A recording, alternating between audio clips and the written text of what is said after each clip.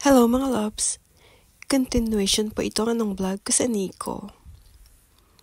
Ang Nico ay kilala sa mga masasarap na pagkain hindi lang sa pasyalan.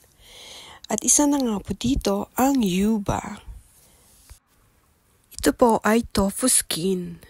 Yung pinagpatong-patong na dried tofu skin. Nanggaling ako sa Toshogu Shrine. Sa left and right, marami kayong makikita na pwedeng kainan ng Yuba. At itong napili kong restaurant ay parang bagong restaurant lang siya. Kaya, trinay ko na dahil nagugutom na kami. Maaga kasing nagko-close ang ibang restaurant dito. Kaya, eto na lang ang natitirang open. Kaya tara, pasukin na natin. はい、すいません、失礼します。いいよね。これお二つ。はい。Maganda at malinis ang loob ng restaurant na to. Bago nga siya.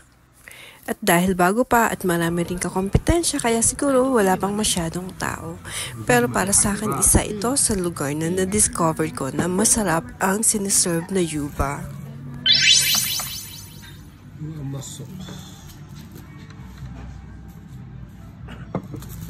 Ayan, tingnan nyo.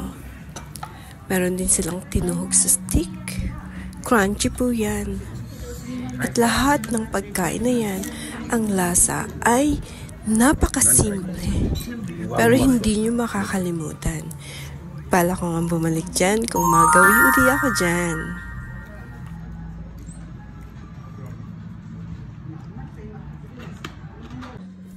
Ayan no?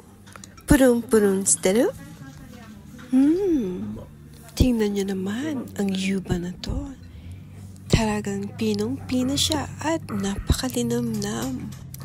Nag-crave ba kayo sa Yuba?